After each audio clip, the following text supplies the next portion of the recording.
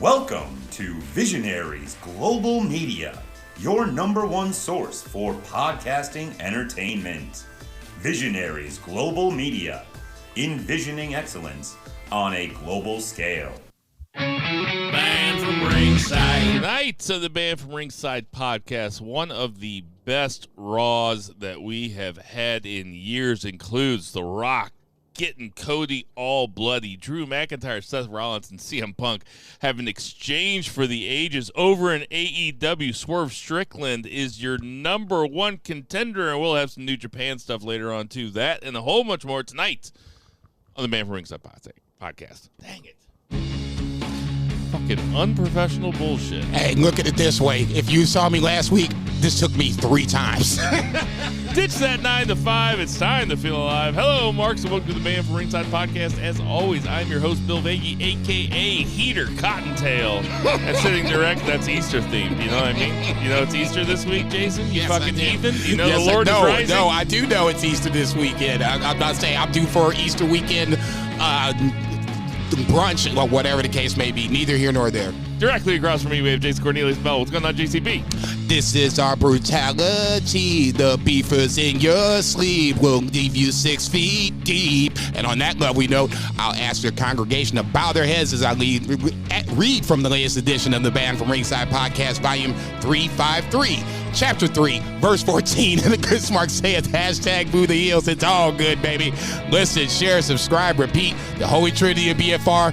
Good to have my boys back. I'm sick of hearing my own voice. This is coming from last week when I had to work all my shifts, waiting tables, and I had to do the pie by myself. Sick of hearing my voice. I'm so glad you jokers are back. The hardest working man in podcasting. And out there in Portland, Oregon, we have Two Beers, Zach Pullman. What's going on, Two Beers, Zach? Beer for what's in the house. Oh, man, just been doing a lot of traveling. I was in Bend last week, Victoria, British Columbia this past week, and barely watched any wrestling. It's been weird. So, yeah, good to be back, though. So, yeah, I was on vacation, too. I was in Gatlinburg, Tennessee. Zach was somewhere much more exotic than me. He left the country. Zach, how was Vancouver? I hear it's a very clean city. It was really cool. It's a lot like where I live, but like bigger and more ethnically diverse. Yeah, it's a really cool city. I really can't wait to go back in the summer. We had one beautiful sunny day that really made me pine for like Pacific Northwest summers are so great, and I was like, I need to be up here in the summer at some point because there's mountains and it's just beautiful. I thought for sure you were going to sneak a healthcare joke in there. So I was down in Gatlinburg, Missouri. I wasn't supposed to be here this week. The wife and I made a decision late yesterday. With a 2.5-year-old in the car, we thought that it would be an easier drive and much less likely to have to split it into 2 days. It's about 9 hours, and with a 2-year-old, it can be like 12, you know. Oof. So we decided to drive through the night when the baby would most likely be sleeping. Aaron took the first 2 hours. I slept, and then I woke up. Aaron fell asleep, and I pull up. So this is what I want to talk to you about. You guys about, because on the way home last night. I already know what's getting ready to happen. I'm already laughing. I have not. I'm like Zach. I had not watched any wrestling. I did read the SmackDown recap, so I knew about the Cody and Roman exchange, which is kind of, you know, it was okay, but we can get to that later. But anyway, I was like, I didn't know anything that happened on Raw, and Dynamite had just happened. So I, on my iPhone, hooked up to the Bluetooth. Driving through the Appalachian Mountains back through Kentucky and Illinois, I watched while I was driving, or basically listened to Raw and Dynamite. And I'm telling you what, it was a very enjoyable drive home.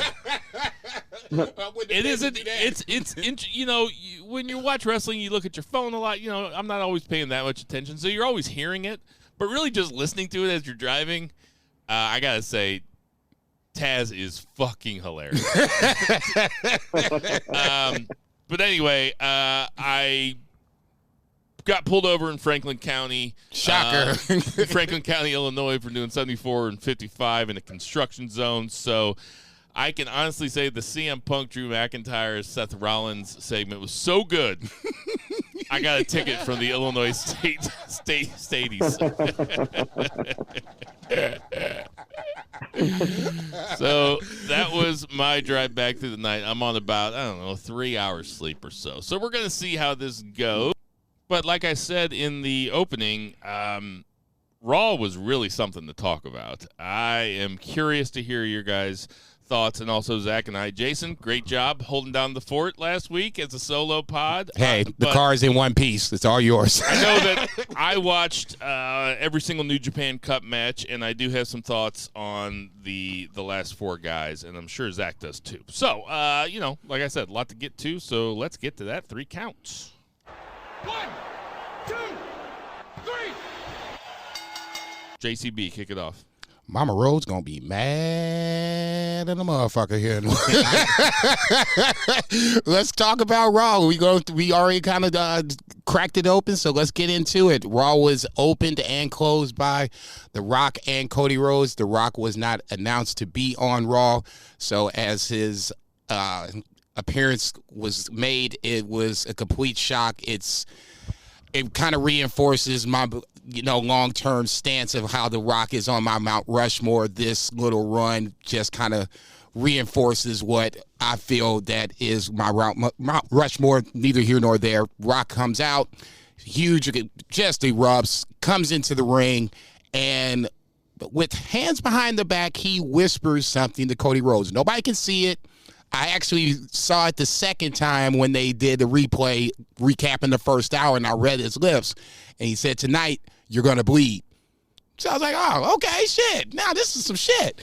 So as they interviewed Cody Rhodes backstage later on in the second hour, Cody does not, they get Rock backstage, and Rock says, "You got to ask Cody Rhodes what I said to Cody." Cody is interviewed. Cody is like, his whatever he said to me, I'm not going to say back, but it's not going to happen.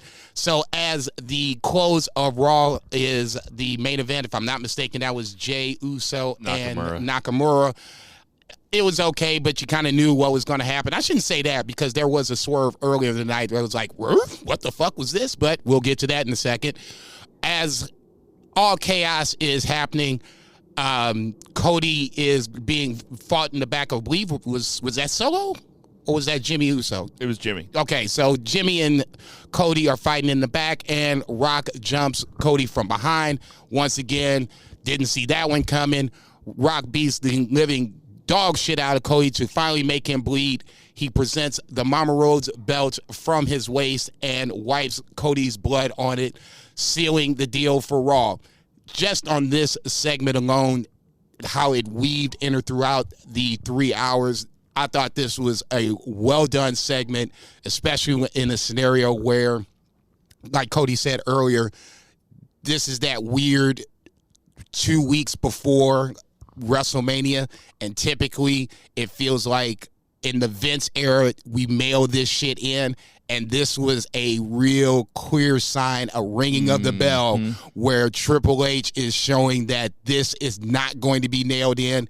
Every show is must-see from this point forward. Zach, what did you think about the opening and the closing of Raw? Oh, man, what a fantastic segment. I mean, Cody was having fun, kind of a loosey-goosey, Cody promo, not like super scripted or anything, which actually there's a lot of non-scripted-ish kind of promos on the show. A lot of just promos on the show overall, but not to get ahead of ourselves, but I thought it was excellent. The TV shows, when The Rock is on them, they feel like such a big deal. And it's not just because it's The Rock, right? Like, I'm not like standing The Rock and being like, oh, The Rock is so great just because he's The Rock. I'm telling you that, like, The Rock is really good at what he does because he elevates the show like nobody else. And like I said, it's not even because of like a huge Rock fan. I was a fan of The Rock in the Attitude Era, but I was always much more of like an Austin, like Mick Foley guy. Like The Rock was great, but he wasn't like my guy ever. But he is, like Jason said, like total Rushmore. Like when you can pop in and your segments are so much more intriguing than what anybody else is doing. And it's not just because you're like this big star. Like he's just really good at this thing. And it's kind of interesting. I just wonder what it would have been like had he never left. I don't know. But I'm glad you said it, because I'm prone to hyperbole. And sometimes I think that I was like, I just got done watching it. I was like, was that like the best Raw in like maybe ever? Man. But I'm really not good at reading lips. I thought whenever The Rock came out, he like leaned into Cody and said, "Since you're married to Brandy, you can have an N-word pass. So you only get one." Make it count. Do you accept? So, to piggyback on what Zach was saying and what Jason was saying about The Rock, I mean, truthfully, it's been 20 years since we've had Rock like this. Like, maybe we just forgot how good it was. Like, I know that we have given Jericho so much credit over the years, and he deserves all that credit. The master of reinvention, manages to stay relevant throughout a 30-year career. Still relevant, you know. The difference with a guy like The Rock is that the highs that The Rock hits, just as a character, almost nobody has ever hit. When he was beating the shit out of Cody in what was generally, you know, you see a lot of beatdowns when you watch pro wrestling. A lot of bullshit beatdowns. It's used as an angle all the time, dozens of times a year. When you watch The Rock do it, it was fucking hilarious. One, it was, he seemed really angry, and he seemed like a movie villain, like a very compelling one. You know, almost like the rain just so happened I thought he was going to throw him over that edge. I was like, are they going to do that? Like, didn't they do that to Austin or whatever? Him and Austin had that rain sequence. I think it might have been in Chicago too, back in the day when they were feuding over the WWE title. But The Rock, he just, you know, like Zach says, it's not something that you expect to be there, so you're kind of retrofitting it into it just so that you can kind of convince yourself that's as cool as you picture it in your head. It's like you watch it and you're like, no, this is as cool as I thought it would be, or probably even cooler. I know that I have been doing a lot of sucking WWE's dick over the last couple months, but we have to, I mean, credit where it's due. And I sound like a broken record. Monday night was incredible. Without question. One of the best Raws that we've ever seen. And we haven't even gotten to what I thought was the best segment on it. Well, I did mention it earlier. But do you think, is it a fair criticism, Jason, to say that Roman, if you tuned into Monday Night Raw and watched Monday Night Raw, you would think that WrestleMania was between The Rock and Cody. Rhodes, now, they do have a tag match on night one. Correct. And they are trying to sell that match, too. For sure. But do you think it's a fair criticism to say that Roman has been relegated to the back seat? I wouldn't say relegated to the back seat, but The Rock's shadow is very large, and it looms large. And there are very few people in the world of wrestling that can stay out of that shadow. Cena, Austin, and I'm now at that point I'm struggling. Okay, so to me, this is par for the course. Roman's hardly there to begin with. Number one, I don't have a problem with that. I get it. It's to piss everybody off, and he gets to do that shit. More power to him. I mean, 20 years ago, an answer would have been Hogan. Okay, but I mean, but that's some real. But yeah, we're talking about A1 alpha. Yeah, we are talking the tip of the mountaintop here. You know, the creme de la creme type shit. So for me, I don't necessarily think it's a criticism per se. this is storyline related. Rock was kind of there for a reason. Roman ain't there for a reason. Roman's going to do what Roman does, and that's, par for Roman's course. For this scenario, for this Raw, shit, this was perfect. Rock comes in and gets a receipt for the slap. What do you think, Zach? Same question. Has Roman just not grabbed the brass ring?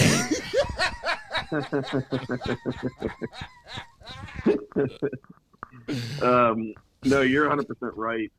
It's almost as if it almost seems intentional, but I don't think it is. But the most exciting match that you could make in wrestling right now, as far as hype and star power, is The Rock versus Cody Rhodes in a singles match.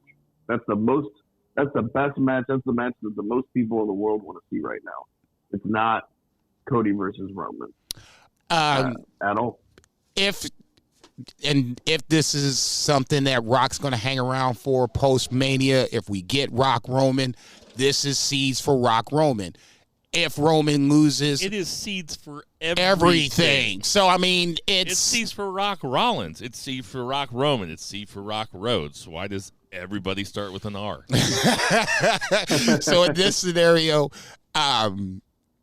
it's so much. It gives you options if you're Triple H and WWE. Ronda Rousey, Raya Rack. And I don't have like I said, for me, I enjoyed this whole fucking segment in 3, 4, 5 different parts. I don't give a shit. It weaved, like I said, it was the one connective tissue throughout the 3 hours, and it kept me like, okay, what's next? Okay, Plus, what's they next? gave you an unscheduled Rock appearance. That also counts. Because if they would have said The Rock's going to be there to talk to Cody, I would have thought something was up. And the same thing had happened, it would have been different. Instead, they have Cody come out to open the show, and then The Rock comes out. They definitely could have advertised that, and they chose not to. And it worked. Oh, yeah, because I was like, Man, work? What? It really worked, and it was worth it. Now, I was stuck in a car in between Kentucky and Illinois, but it was worth it to sit through the entire episode. Man, I was like, oh, shit, this is going to be nuts. It's just been so well done. And like I said last week, 2 weeks ago, and I'll repeat it, I don't know, and at this point, I don't even care how we got to this point where now Rock is an integral part of this bloodline angle, but it needed a little bit of a refresher, just something to kind of spruce this thing up a little bit. And Rock has come in, and it has totally worked. And I'm so invested in this going into WrestleMania. This is going to be an amazing 2 nights.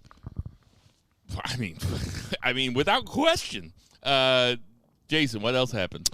So, obviously, the other big angle from Raw this week was the return of CM Punk coming back to Chicago, talking to the masses, and then, obviously, being interrupted by one Drew McIntyre and then Seth Rollins coming out as well to confront CM Punk. I thought this was also a very intriguing segment. Drew, once again, being Drew, doing the Lord's work, just trolling the shit out of CM Punk multiple times. CM Punk just felt like this was one of the few times where I felt like Punk was not up to the task a little bit when it came to the one-on-one verbal assault on Drew McIntyre. I thought he got the better of Seth Rollins, especially when Seth was like, hey, that's your counting arm when the chance of referee were coming out from Chicago, and then Punk got down and did the 1, 2, 3 with his left arm.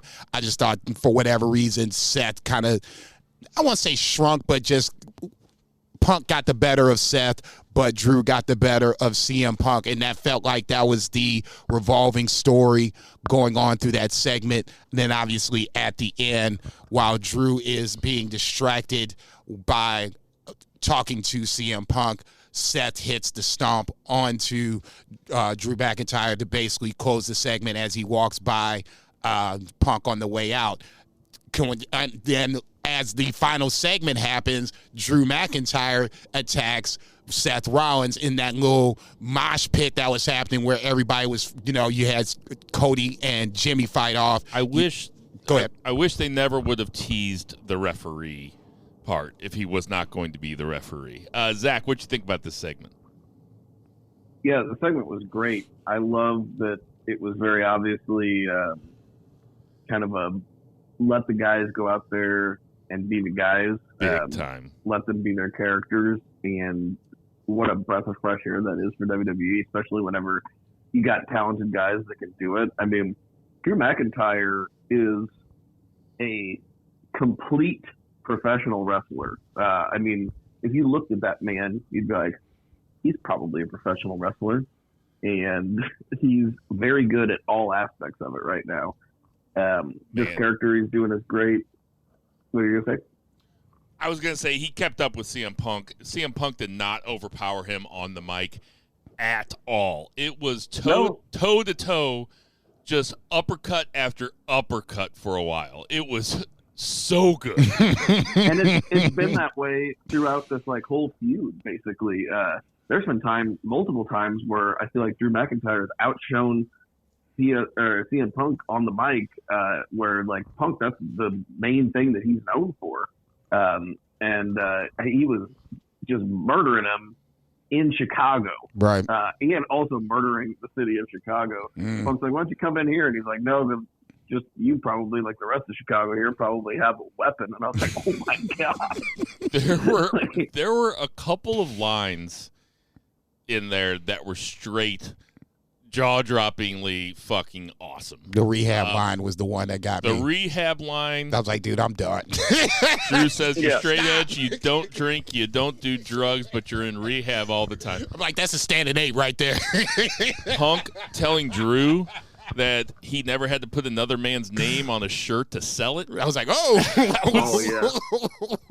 Him saying, like, he's like, oh, you're the chosen one? Who chose you? I was like, uh-oh. He's like, I dare you to say his name. I was like, this is amazing. He said, who was the paragon of virtue that chose you? Fucking unbelievable. Unbelievable shit. I had to pause that shit for a little bit. I was like, oh, my God, this is great. A+ He stuff. Mocked Drew McIntyre has like a hearing impairment, and like he even mocked that. He's like, "Hey, speak it into my good ear."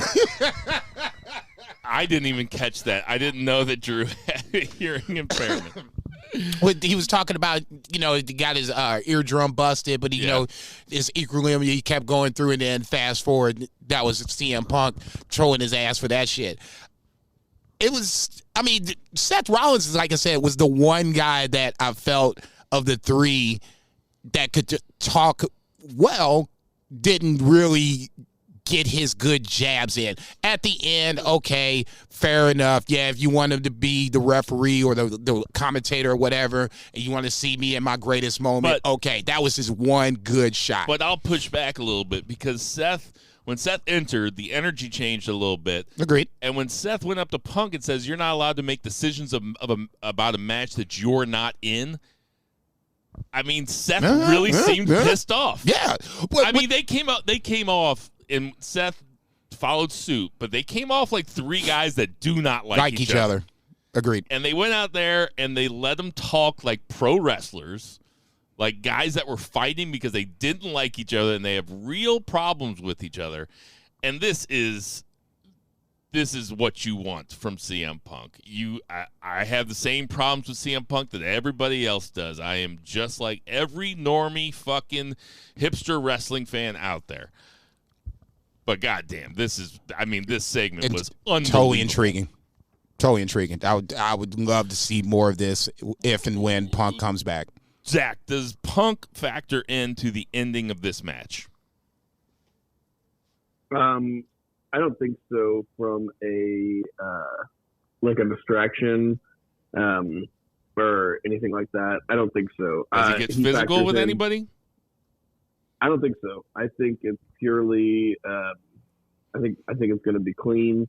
My early prediction is Drew winning because they're building up it's obviously like the Punk Drew feud is like the feud. It's like the big feud that's like building, and Punk was supposed to face Seth obviously at WrestleMania. So Punk being in that world title picture, I feel like that's that's a feud that doesn't need a title, but I feel like it's going to get one.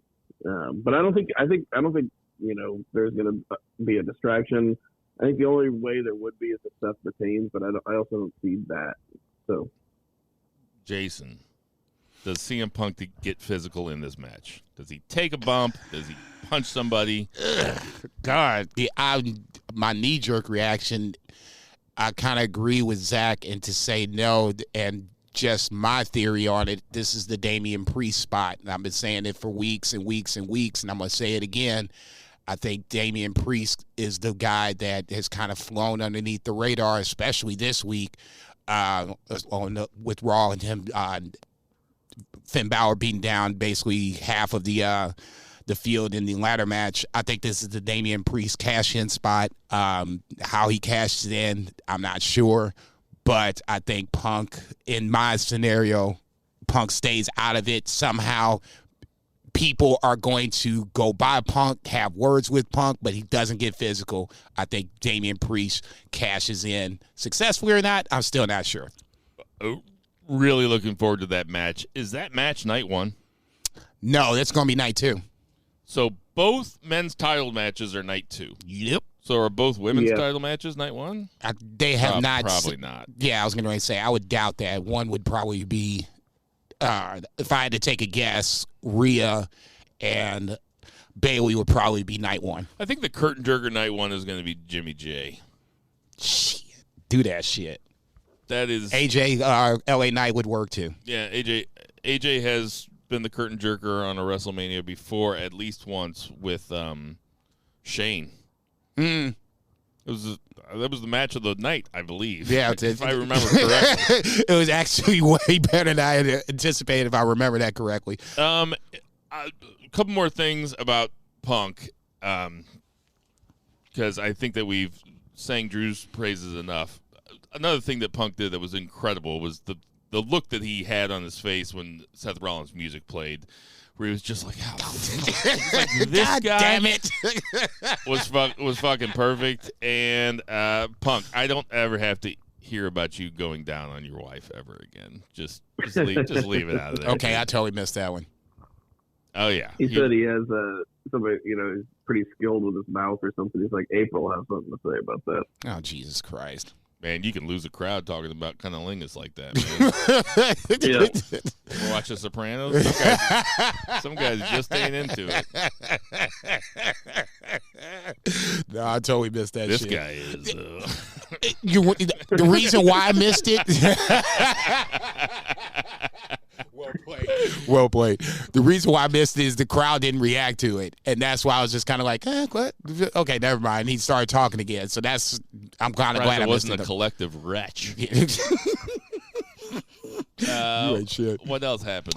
Let's just stick with Raw just because we're talking about it. Ricochet beats JD McDonough. I'm not sure if this is a Ricochet push, but we'll see what happens there. Candice LeRae beats Ivy Nile. Candice LeRae's heel turn continues. New Day and DIY had a tag match until Judgment Day came in and wrecked everybody's asses left to right. Poor R-Truth. This is, goddamn, he's so fucking funny. He's like, I'm on commentary. No, I'm on commentary. They drug his ass in and whooped his ass too. So almost more theory that I think Miz and Truth actually win those titles, but we'll see that as it comes along. Gunther throwing shade to Sami Zayn in a backstage segment, saying he's not even going to come out and watch the match. Andrade versus Giovanni Vinci. Andrade takes the dub. I'm not sure what's happening here, but Andrade's on TV, so you had something there. The one angle match, whatever you want to call it, and I think this is a good place to stop, is that has to me that has been flying underneath the radar has been Rhea Ripley versus Becky Lynch. Obviously, Becky Lynch has had her couple of matches coming up to WrestleMania, while Rhea Ripley, as she said on Monday night, has kind of taken it easy going into WrestleMania. I did notice the cast on her arm Sunday night. when we were waiting for the Wrestling at the Grandel show, which reminds me, quick sidebar for 30 seconds. Oh, fuck. How did we not? Sorry, Joey. No, God damn it. While I'm thinking about it, let me do that now. An amazing time. Whoever came out, thanks for coming out. Joey and Christmas was amazing with their hospitality. Set us up with a nice little booth.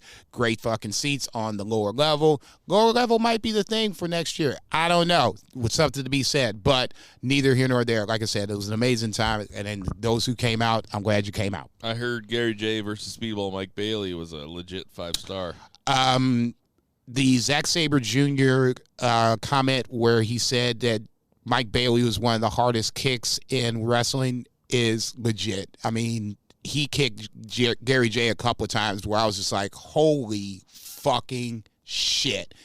I mean, just Mike Bailey is, I was not a huge fan of Mike Bailey, at least persona-wise. His wrestling is amazing. That translated, and Gary J is just a fucking walking human Terminator at certain points. Just fuck it. You can just do whatever you want to do to me, and I'm going to still keep walking through the shit. It was a really, really good main event. It was a nice cherry on top of the cake of the Wrestling of the Grandel for this year. Congratulations to friend of the show, Joey O'Farrell. I texted him how it went. He said it went really smooth. He seemed happy with it. Sounds like a great time, and it will be available on YouTube in a couple weeks because I know that I'm going to go check out that Gary J.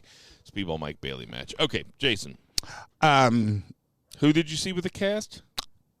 Rhea Ripley had a cast on her left arm that she's had on Raw as well. This is a match I was still kind of looking forward to, but for me, with all the other matches and angles that have been going on, this kind of flew underneath the radar, especially when you didn't have these two women finally cross paths. When did you see her first wearing the cast? It was Sunday night, Sunday, because we were at the Grandel, and Dog was sitting to my right, and he was like, we were looking at Rhea Ripley doing the stink face to, I think it was Nia Jax. Oh, yeah, okay. And then you could see... the way you were telling that story, you were telling it like she was there. No. I was like, what? No, on the way up to Chicago? Yeah. You wouldn't have led with that? Yeah, I was about to say, I think we're definitely leading with that. But, her and Becky Lynch. Curious to see how the left arm comes into play, if it comes into play at all. And obviously, the more important issue is that finally this felt like a feud that was going to build to WrestleMania and their eventual match. I don't know if they mailed this one in or not. This one, like I said, just feels like it's been underneath the radar. And then finally this week, they're like, okay, fuck it. Let you two touch hands and see what happens. So for me, I'm still looking forward to the match. I don't know who's going to win it, so I'm curious in that sense. But it's just something that when it finally happened, I was like, this seems a little weird that it's just happening now. I don't know. Zach, what'd you think about Becky Lynch and Rhea Ripley's segment? Another good talking segment. It was wild because there was I only watched the Hulu version of the show, but it was basically just talking segment after talking segment, and I didn't care. Usually I watch wrestling and I want some wrestling. Really didn't give a shit. Every match that was on there was 2-3 minutes, and I was like, okay, that was just enough wrestling to get me to the next 10-minute talking segments that was building up WrestleMania. Maybe it's just that time of year and I'm just intrigued by the stories. Maybe it's because we're full of star power and people that are doing really good at their jobs. Maybe it's all those things. But, touching, bit with Becky getting the empathy for, her dad not being able to see her daughter. And I think that this is a kind of real testament to Rhea Ripley. She won, beat Charlotte, one of the best matches in WrestleMania last year. And, she got her big moment and she's been the star. And now she's facing really the biggest women's star in wrestling. And it's almost, I feel like, Becky's going to re-sign. And she's still a huge star, but I feel like this might almost be a bit of a passing of the torch kind of scenario where okay, it's your time now, because she's probably 10 years younger than Becky. So Yeah, this was good. This was good shit. Yeah, I thought that Rhea has a hard time getting booed. She was trying to get booed, and the people were still behind her. Nope. And she was, give it a Dom. You know. I know I can get booed. Tell him, Dom. She didn't break into Becky's house and start eating Seth Rollins blueberries or anything, but she did bring up her kid for no fucking reason. So, I thought that Becky getting emotional while she sold it well, it was like, I don't know, it kind of seemed like she overreacted to whatever Rhea Ripley said. Come on, man. Really? Well, she didn't say anything about your dad. It's like, why are you bringing them up? Really? Come on, man. I mean, once you bring them up, this is what I call the Dax Harwood rule. Like, once you bring them up, now they're fair game. Now Rhea Ripley's got to go up to the dad. She was saying that the daughter can start calling her mommy now. Yeah, I know. And that's what pissed her all off. And then Becky starts talking about her dad. I don't know. It just seemed like a non sequitur. Wow. Okay. I'm sure it's... I'm being kind of nitpicky. These are the thoughts I have at 3 o'clock in the morning when I'm in Paducah, Kentucky. It's like, what you getting so pissed off about? Paducah. Well, I've driven through that motherfucker. I think that's just you being married. Yeah, it might be. This was a very effective segment, though. This easily could have been the go-home segment. Apologies to Eddie Kingston for using insider language. But this easily could have been the go-home Raw. I mean, actually. But, sure. Yeah, this segment was compelling, and it was nice to see them finally in the ring hashing it out, so to speak. What else? Jey Uso backstage cutting a promo when all of a sudden Solo and Jimmy reappear. I said that Jimmy and Jay is going to be one of the matches I'm looking forward to. Now that Bill said throughout the suggestion that it could open one of the WrestleMania nights, I think that's an amazing way to open one of the nights. I think that would be a way to get the crowd invested, hyped, ready to go, because everybody's going to be wanting to do the Jey Uso dance or whatever the case may be. Something to think about. That leads into Jey Uso defeating Shinsuke Nakamura, and then afterwards, all hell breaks loose. Cody bleeds, yada, yada, yada. Just a side note on Shinsuke Nakamura for me at this point. I love the build for Shinsuke, but now it seems like he's plateaued to now he's back to putting guys over. It is what it is. I mean, for me as a fan of Nakamura, I would like to see more. But like I said, for me, I think he's kind of plateaued now. You could see him losing to, I think it was Sami Zayn a couple weeks ago. Now he loses to Jey Uso, guys that are going to go to WrestleMania, while while Shinsuke Nakamura obviously is going to probably miss out on WrestleMania. It kind of is what it is. For me, it got me mad for 30 seconds.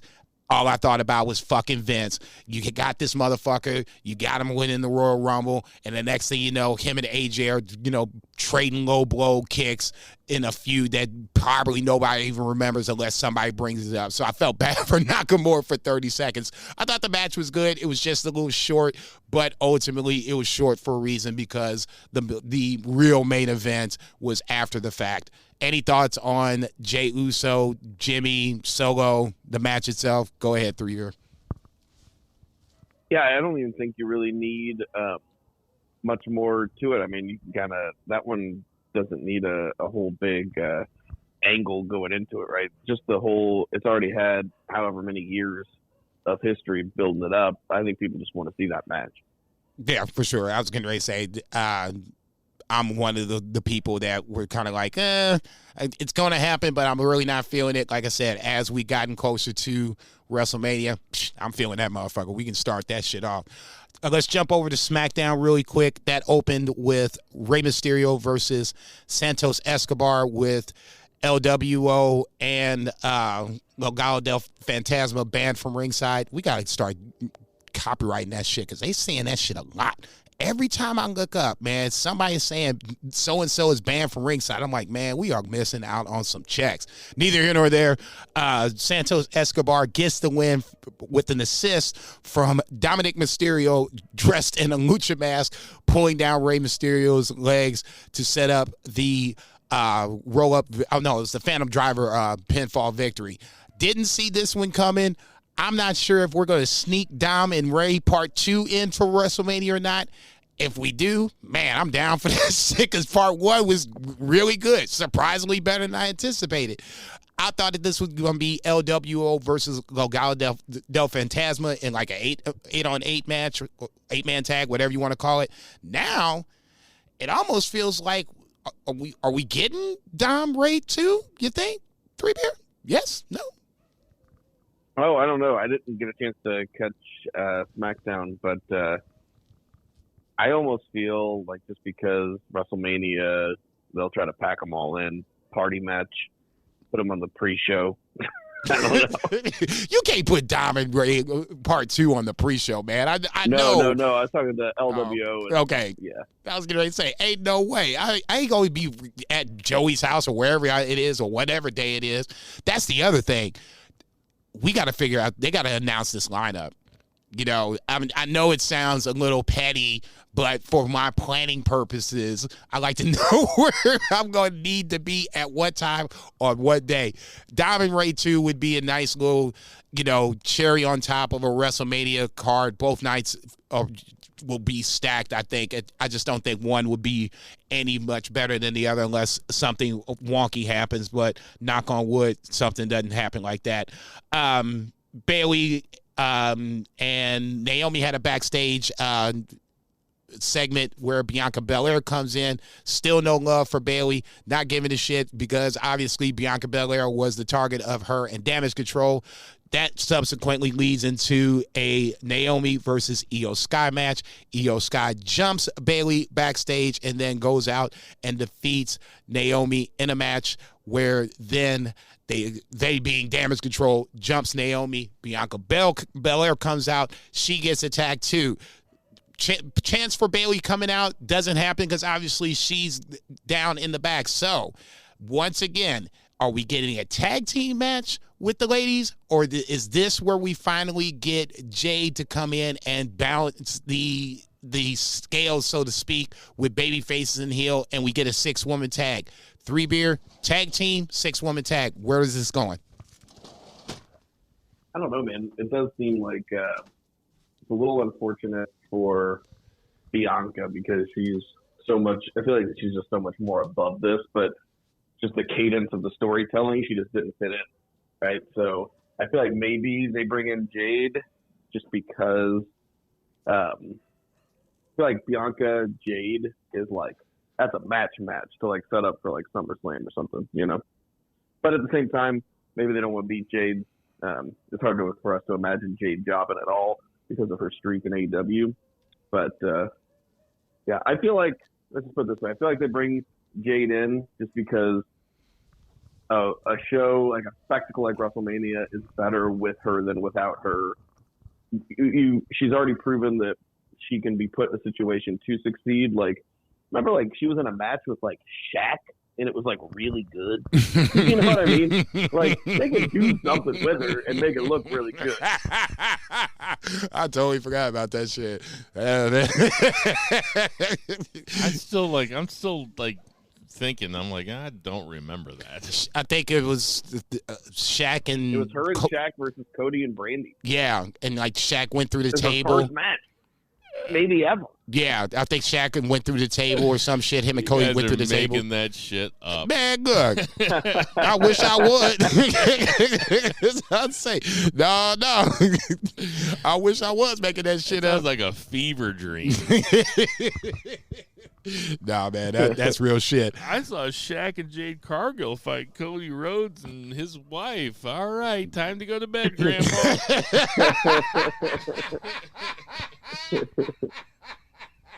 You ain't shit. Speaking of Jade officially signs with SmackDown. So Braun and Jade signed with SmackDown. Something to think about and watch down the line. KO and Pretty Deadly have a segment backstage. Pretty Deadly pissed off because they're not a part of WrestleMania. KO decides him and Randy Orton are going to tag against Pretty Deadly next week. I would expect we would see one Logan Paul there. AJ Styles and LA Knight have a domestic abuse. I wouldn't say domestic abuse. Domestic situation, an era segment where LA Knight comes to AJ's house to attack one AJ Styles. Slowly but surely, this is one of those matches I'm starting to look forward to more and more as we go along. Street Profits beat Authors of Pain, one of them kind of matches, but it looks like Street Profits are moving closer and closer to WrestleMania. And then obviously the You don't final... think that the Authors of Pain are going to cost the Street, because the Street Profits I don't even have care. to fight Authors. Okay. I don't even care. Move along, goddammit. This is getting horrible, man. What the fuck? I don't care if it's unprofessional shit. This is boring. This is the first time. Honestly, I think this is the first time where I can even remember in this whole angle with Street Profits Lashley and the Final Testament where there has been a pinfall, where somebody has actually beaten another team. Outside of that, it's been like, interference, smudge here, smudge there, whatever the case may be. Look, it is time to move the fuck on. Do you remember when CM Punk said, my 10-year absence is going to do something that you guys couldn't do for yourself, which is make you interesting? I was like, oh, shit. This is I say, you getting ready to get popped in the mouth. Real good shit. CM Punk was on one. And then, obviously, the final segment on SmackDown was the Roman-Cody face-off, where Roman thinks he has Cody boxed in, but Jay and Seth Rollins comes in to even the odds, and that's how SmackDown closes, making Roman finally look a little more vulnerable as we get closer to WrestleMania. Listen, I'm going to say something here that might seem extreme or might seem like I'm picking on Roman, but this was Roman's chance to really shine. And if it was all scripted, then they didn't do him any favors, because they didn't go over any new ground at all. And it just it's a high standard, but it was probably the most forgettable interaction of this story thus far. I can't disagree with that. I thought it fell a little flat. Roman didn't necessarily feel heelish as I shouldn't say that. It wasn't a good portrayal of his side of the story leading up to their second match against each other. I thought Cody was Cody. Cody was fine. Roman was the down part of this segment, if I have to say anybody takes fault in this. What do you think, Zach? I did not get to see SmackDown, but he, I don't know that we will miss Roman much, despite this awesome bloodline story and the long title reign.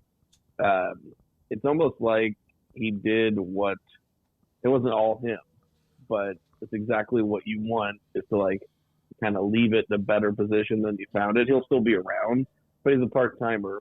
He put in the work, and there's 10 guys that can be at the top of the company. None of them are on Cody's level, but there's like 10 guys that can do good work right now. Their main event seems hot.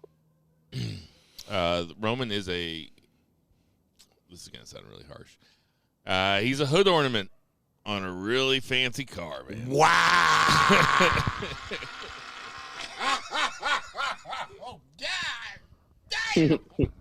That's crazy, man. I'm sorry, guys. I have to disagree. This is Roman Reigns has been a part of this boom. I wouldn't even say a part of it, leading the charge. I'll go that far. Okay. Whenever we have talked about WWE just in the last year, Roman Reigns has come out, good, bad, or indifferent. His name leads the charge. He's not a hood ornament. That is damn disrespectful at the least. Listen, I'm sorry. He's bigger than that. Everything that's good about Roman Reigns was given to him naturally. It's his charisma and his look. He can walk down an entrance ramp and look really cool. He is a decent promo, despite the name of our Beefer Award. He's an okay promo. He's better as a heel when he has very little to say. And as a face, he didn't say anything. He is a very basic wrestler. Not not a work rate guy. So I stand by what I just said, which I said to kind of be a dick, but now that I'm kind of talking myself into it. Like everything. Let me lean into this, bitch. Everything that is good about him, he was given naturally. If that's an insult, so be it. So is that, should we downgrade Shaq because God decided he's going to make Shaq 7'4"? No, I'm not going to downgrade him. No, Shaq is one of the greatest of all time. The most dominant player I've ever seen play was Shaq at his peak. And Michael Jordan's entered the chat. Okay, but no, I'm not going to downgrade him. But that's also that's an actual sport though. That's actual competition. That's not the same thing. Okay, fine. Andre the Giant. All right, you want to keep it in wrestling? Okay, fine. We don't look at Andre the Giant any differently because he was 7'4". He was just that guy. So what we're saying the same thing. So we're not even disagreeing. We're not. What do you think, Zach? Who do you agree with? I don't think you're disagreeing. Right. I do find it funny when people say, like, oh, like, Roman Reigns only has the belt for so long because they, like, gave it to him. It's like, yeah, so did every other wrestler in the history of wrestling ever. Like, they all just gave him the belt. You think they ever took it by force? No, they gave it to him every time. Every single belt is an FTW belt when you think about it. It really is. Every single one of them. No! Kayfabe destroyed. God damn you guys. Now I'm going to be going home crying and shit. We don't want to do wrestling next week. But, that's not to say he's not awesome at what he does or that his natural gifts are not fucking awesome. Like, it's nice that WWE is more than him now. That's what. Okay, that I can agree with. But I would say. Well said. Still, he is the straw that's stirring the drink. At some point, we're going to take that straw out, put the Cody Rhodes straw in, and let him stir this drink for a little bit. But right now, it's still Roman Reigns. He's the pineapple on a sword on top.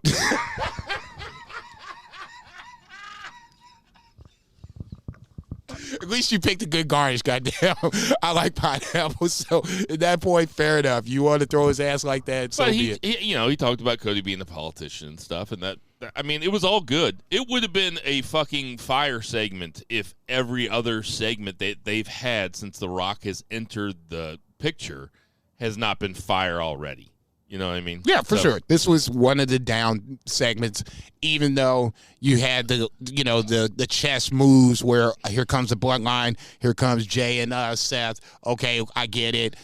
It just ultimately this face-to-face, as hyped as they made it, and as long as the segment was, it was damn near 25, 30 minutes. It just was like, ugh. Zach, I know you were traveling, so maybe you didn't see this conspiracy theory rumor going around where when The Rock was beating up Cody at Raw, the trucks in the background, like very visible the entire time, the WWE semi-trucks had Cena and Austin on it. Oh, that was very noticeable. Yeah. So the theory is that Cena and Austin are going to get involved somehow. I made that joke. I feel like I texted it to you guys, or maybe I put it like on Friends of BFR, where like it's been like the best like WrestleMania moment that I could think of would be like The Rock about to screw Cody Rhodes out of the title and the glass breaks and Stone Cold comes down with a chair. I would lose my fucking mind. Yes, and there are people that are predicting that, so sounds like you're one of them. So it's in the ether now. It is.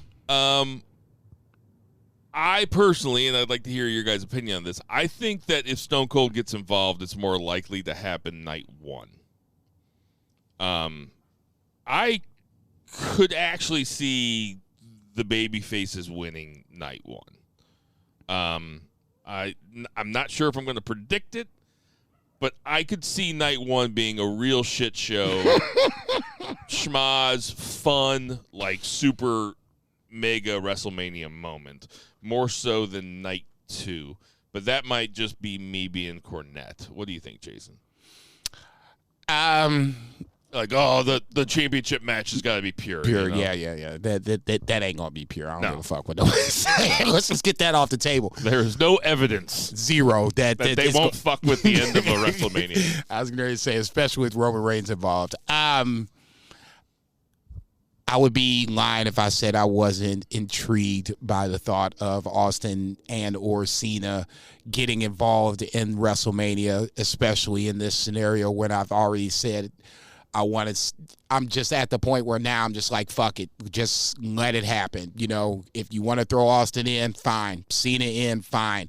Where if you want to do it, I almost want to say I'd rather see it on night 2. To me, I was thinking about it the other day.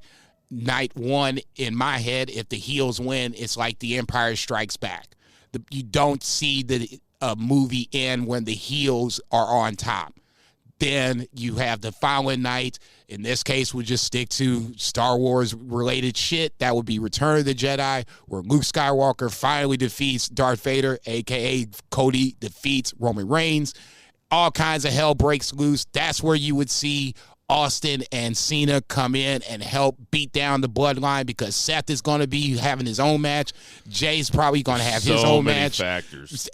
There's so many factors. They have done so to the point where now we're just like, yeah, this is going to happen. This might happen. This might happen. Oh, yeah. We're all turned around. We're all fucked up. We're now, A, I can't wait to see the match itself, and B, I don't know what's going to happen, and that's what's going to make it that much more interesting. If Cena and or Austin get involved, do you think it's more likely to be night 1 or night 2?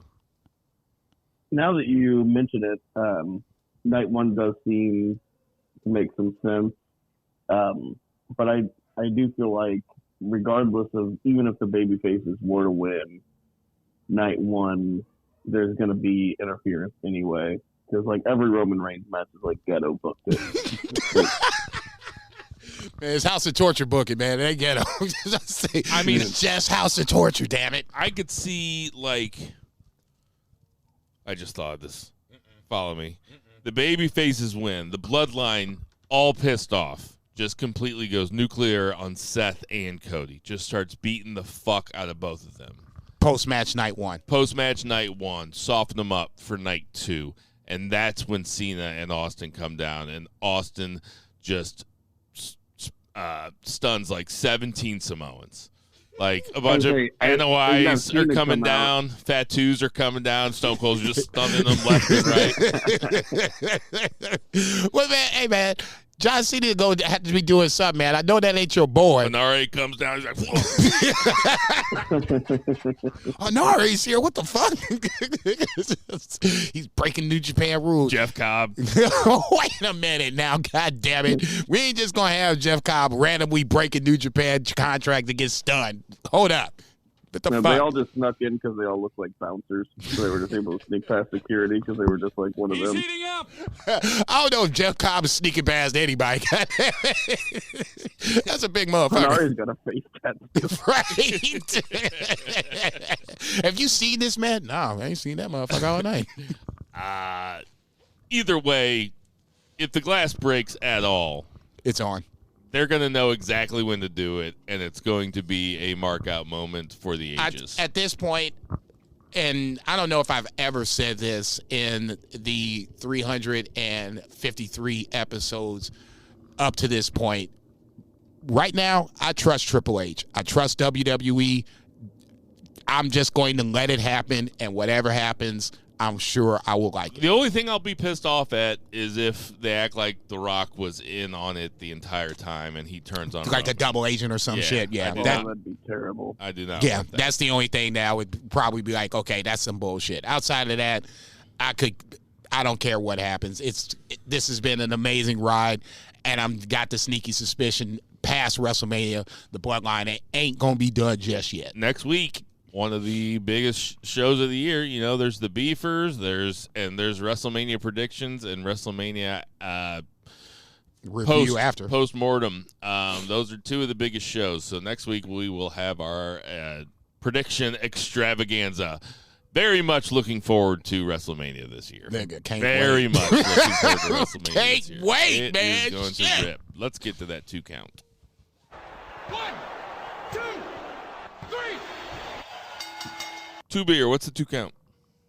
Oh, we don't have much here. Really don't. Yeah, no shit. AEW schedule's been pretty wonky. I guess that's NBA. Or no, is it NHL? No, it's the other one. It's what? It's NCAA, college basketball. Is it NC? Oh yeah, it's March Madness. Okay. Yeah. Yeah. I knew you'd get there. Yeah. I had faith in you. No, you had to bump him along. So Dynamite was a really good show, though. It had that format that I really like, where the first match and the last match are really good, and then the middle. I don't hate anything in the middle. No. That's like a good show. But there was like, it seemed like the type of Dynamite that would have a name. Yeah. Went from big business to still in business. Yeah. What do they call them? They have like Winter's Coming. Winter's Coming. Yeah. Fight for the Fallen. Yeah. So it's a pay-per-view, but not a pay-per-view. Right. Yeah. That's how it seemed. It was a great episode. Yeah, really good episode. And they were in Canada, just like me, although I was like way far away from there. But I didn't realize that. Opened with Ospreay versus Shibata. These guys had wrestled before, as they showed some clips of that, like a young Will Ospreay being pinned after Shibata punt kicks him. And, I was like, man, this match sounds pretty awesome on paper because they're both awesome, but it's kind of a styles clash. Ospreay's so versatile, though, that it really didn't matter. It still ended up being fantastic. He can really do a lot of fun mat stuff, but it is a testament to the quality of the main event that this was not the best match on this show, because this is a really good match. And, of course, Ospreay goes over, Shibata, it's awesome having him around, but Ospreay's on this, monumental, just meteoric rise. He's a real deal star, and everybody sees him that way. The crowd sees him that way. It's really cool to see. But great way to open the show. One small nitpick about this match: I don't think Shibata should have kicked out of the Oscutter. I know that I said a couple weeks ago that Ospreay, rather than feature him like some squash matches to get people used to his moveset and so forth, I didn't think that was a move, because the main thing that Ospreay does is deliver just fucking bangers. But if you're going to present him as the face of the company, dominant, cool wrestler that he is, you can't have Kyle Fletcher and Shibata both kicking out of the Oscutter in his first 2 matches on television. That's very nitpicky. I think Shibata kicked out at 1 even. Yes, Shibata kicked out at 1. What the fuck was that, him kicking out at 1? It seemed weird. I think that I was passing a rest area when that happened. And I remember glancing down and be like, what the fuck? Glancing down. Better than me, dog. I'd have just waited. Fuck all that. But, no, that's how much dedication I have as a journalist. Professional bullshit right there. It's my job. Yes. You better come prepared. But that's nitpicky. Jason. I get your guys' point. I don't nearly look at it at that, but AEW is the land of, yes, we're going to do a crashing, ridiculous spot, and it might be your finisher, and it might get kicked out of. That just kind of is what it is. It's kind of New Japan in that sense, so I really don't, look at it that unfavorably. That's just me. To me, I guess the moral of the story here was Will Ospreay can kind of do it all. This was more of the lines of, I'm not that little junior heavyweight that you were fucking around with, 7-8 years ago. I've grown up. I'm a man. He kind of said it in the promo the week before, and he did it physically in the ring. So in that scenario, I thought this was a really good opener. I'm just, TikTok waiting for him and Danielson to get here and tear the house down on Sunday a couple weeks from now, or more than a couple weeks from now. Oh, yeah. After this, we had another very funny segment with Matthew and Nicholas Jackson. They were back with Renee Paquette, saying how they wished Alex Marvez was doing the interview because he's better looking, telling Renee to smile more. Man, that was the one. I was like, oh, shit. Yeah. Like, she gets like 7 words into her first question, which is that they're going to face Private Party, and Private Party had beat them once before. And Nick just interrupts and says, "What is this, some kind of ambush?" That was really good. That's what I was in my head. I was thinking the unprofessional bullshit line. I was about to say, Nick just snaps, man. He is just not having it. They're such dicks that, like, and Renee's so good at this too, but they're such dicks that I felt like, oh man, how fun would it be to be such a dick like that? But then, like, once the camera was off, I'd be like, I'd have to go back and think, hey, like, that was pretty fun, wasn't it? Like, sorry, like, just like apologizing, like, was that okay for you? That's what Drew McIntyre was doing Punk the other night. You okay, man? I didn't come on too I was harsh. just messing around. I say, don't go around punching motherfucker now. But then it showed Kazuchika Okada pulling up in another exotic sports car. I love the gimmick of him just driving Tony's cars around, or like they just rent a car for him. Like, there's something old school about it where, like, he just pulls up in a, $500,000 car and he makes him feel like a star. It's very elemental, very ABC, but like for people that don't know who he is, like, oh, that's a really fucking nice car. Like, this guy's kind of a big deal. Yeah. But I think it's so funny. I love that they just like do that, and then like they show him like kind of quote unquote watching from backstage. Like, he's clearly not there at all. At all. Not even close. I'm like, the show's better with them, but like if they just turned it into like a meme of them like maybe like reacting like back and forth, it would be so good. Okada in the back just nodding his head. Yeah. And they like react to it like they know what he's gonna say. Like, yeah, it was clearly edited. I was just like, oh, this is kind of bad. But I shouldn't say that. I agree with the car part. It makes Okada feel special, look special. That part I totally agree with. Still think he should have all 3 towels roll with him, but that's neither here nor there. But when you see him backstage, when he's kind of nodding his head of approval during the match, after the match, clearly edited. I was like, oh, this is bad. God bless you. I get what you're trying to do, but damn, no. You got to do something better than this. This is the same company that did Deonna Purrazzo and Toni Storm in color and black and white on the same screen. You should be able to do better than that. That's my nitpick. It almost felt like it was intentional, but no, that should not be intentional. 3Beard, no. Jason wants some CGI up in this shit. Man, come on, dude. I'm sorry.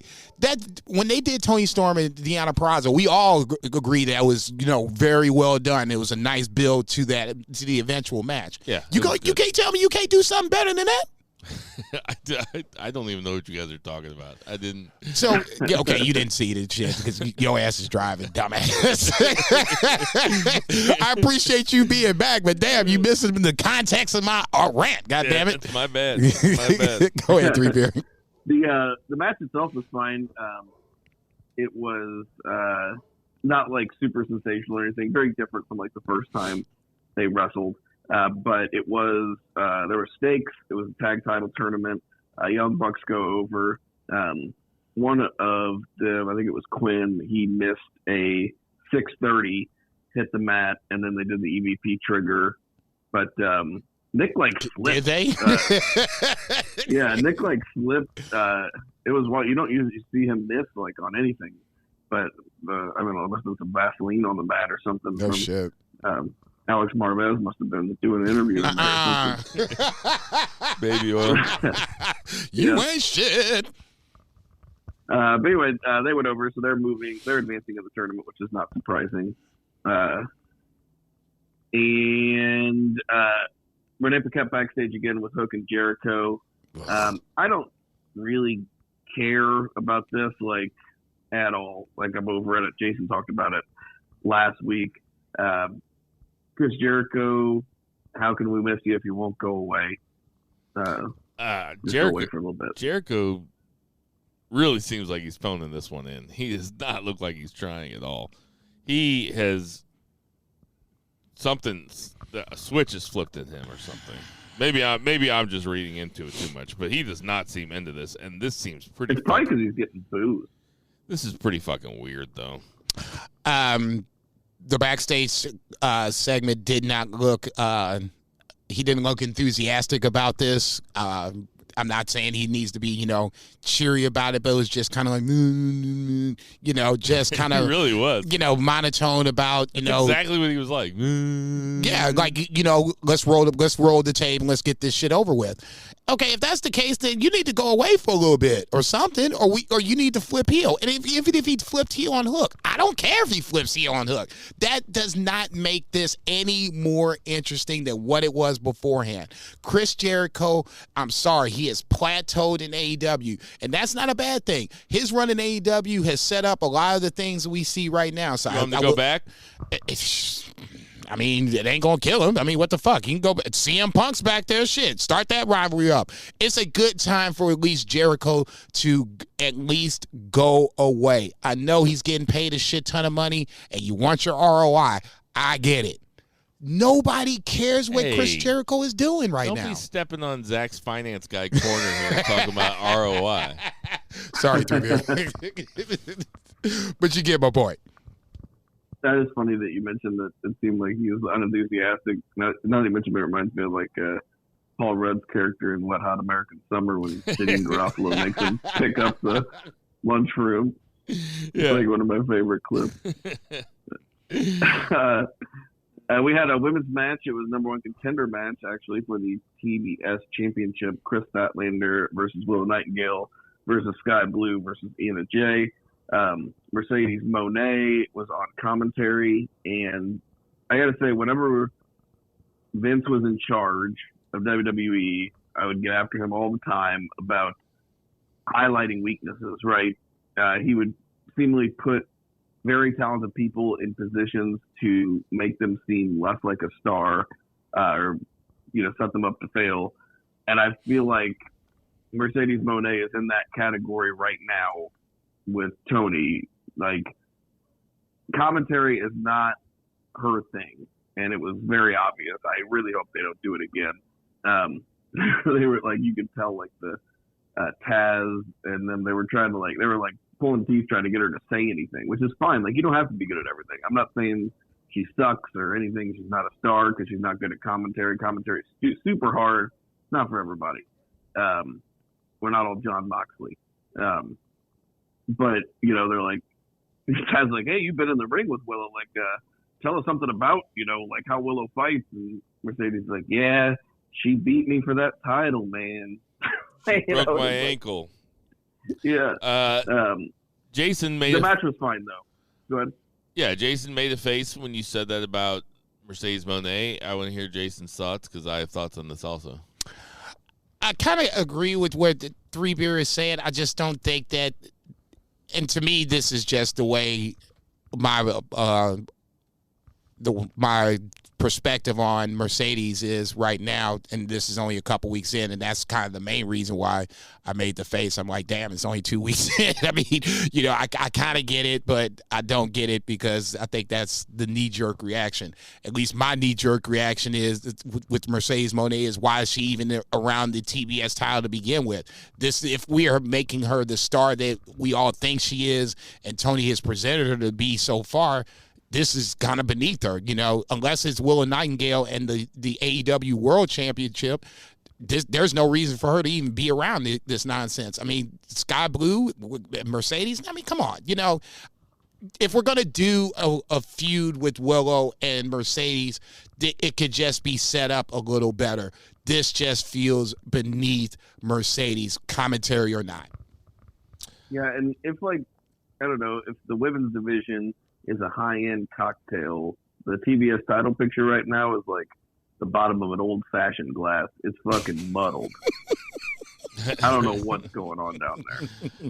Yeah, I'm really high. This well is a played. very interesting analogy. Well played. I mean, this isn't, all my takes can't be hot. I just agree with both of you. I think that you both make solid points. Playing to her weaknesses is an interesting way to put it. It's basically what I was thinking, but I wasn't thinking about it in those terms. It's like, why didn't she just come in and immediately get in Toni Storm's face? Like, why is she down there with Sky Blue and Julia Hart? I mean, listen, Sky Blue and Julia Hart and Chris Statlander, Willow Nightingale, these are all very talented wrestlers. But they are not at the main event level in AEW. They are not presented to be the main event. They get a lot of TV time, but Toni Storm is in Tony Land over there, and it's just completely her own thing, and she just seems like such a bigger deal than everybody else. She's presented that way. That's how she should be presented. Sasha Banks is a bigger star than Toni Storm. Sasha Banks should be right there with her. And you're right, man. She just commentary's not her thing. Really long babyface promos aren't her thing either. And thus far, that's all she's done. Fucking Ospreay's had 2 bangers on television and a Takeshita match, and Okada already has a title. It's like, get Sasha Banks in the fucking ring. I can't disagree. I can't agree with you more. To me, this just feels like okay. Now she's here. Now what? Now what do we do with her? And that's. I think you should have had either some that or sort of flip plan. her heel immediately. If you're gonna have her down there with Willow Nightingale, it doesn't make just flip on her. Let's just be done with it. Right, because Willow Nightingale's not going to be a heel. I can't. Willow and Sasha Banks is better as a heel. Yeah, it just makes a little too much sense. Let's just. If we're getting it to Dynasty and then this is where you see it, okay, fine. But it just feels like there's not a plan for Mercedes Deonna Moné. Purrazzo, Toni Storm 2 at Dynasty? I don't think they've said anything on the women's side yet. I'm assuming we would get. Are we getting a Mercedes Moné match? I would assume. Doesn't look like it. I would assume that Willow and shit, that is weak. I would assume Willow and Julia Hart would be here for Dynasty. I'm hoping Okada, Pac would be here for Dynasty. From there, I think pretty much we kind of know what's going on. Oh, Okada. Either that or they put. That is a fucking loaded show already, man. Oh yeah, you throw that motherfucker in there. Yeah, what the fuck? I'm so excited. You know how Tony books. Think, give him 1 week, man. We'll have Okada, Pac in St. Louis before you know That's why I think we'll get Mercedes Moné, Willow Nightingale there. I bet we get Julia Hart, Willow Nightingale next week. That's what I was just going to say. I think that it'll just be a TV match, and then Willow win the title. Julia's had a nice little run with it, and she's still super young, so young. And Mercedes will get her win back for a title over Willow, just like she lost that New Japan title. Although the dynamic is weird. Babyface versus babyface. You guys are right. So, but I think that's what's going to happen. But I don't know if it's just because we're going to it, but this seems like it's shaping up to be a pretty major fucking pay-per-view. It really does. Yeah. And so if they're going to have that many eyes on it, they have to have a Mercedes Moné match. I think we're as crazy as it may seem. I think a part of this is that we're not thinking this is a month away, and we're so into WrestleMania. 3 weeks. Okay, 3 weeks. WrestleMania will be here before, obviously, Dynasty will come into town. So there's still plenty of time to make up matches and kind of build up, angles to get to this point. Tony can make a match in a week. We all know that, but I think there's still time to have a story being told if you're going to have Mercedes versus Willow at Dynasty here, if you wanted to go that route. All right. We had we're at the cut backstage with Dustin Rhodes, who is still at 55 years old, wrestling on national TV. Good for him. He's going to be wrestling the Butcher on Rampage. Time to strap the jetpack to him. I think we missed that boat a while ago. I just thought of it. I'm gonna hold up a sign. Are we gonna be on the hard camera or anything? No, we're straight across from the ramp. Like, we're facing the ramp. Facing the ramp. Okay, so somebody's got to get thrown off the ledge or some shit. What's funnier, a sign that says "Push Dustin Rhodes" or a sign that says "Push Gold Dust"? I think "Push Dustin Rhodes" is funnier. Yeah, I was going to say Gold Dust might get I'm going to bring trouble. a sign that says "Push Dustin Rhodes." And he is really good, and putting him on TV is a smart idea because he's so recognizable. He doesn't look like Gold Dust, but if you see him, you're like, oh shit, that's Gold Dust. Like, for the people that tuned in during the Attitude Era, I think he definitely enhances the product. He's not just an old guy around, but that'd be a funny sign. If you bring a sign, if you are one of our dozens of listeners, and you bring a sign to AEW Dynamite, a band from Ringside sign, and you get shown on television, you win. You get to guest spot on Band from Ringside for a whole week. Damn, I get to take the week off? Yep. Sweet. You got Jason's spot. But you have to do his intro the exact same way that Jason would do it.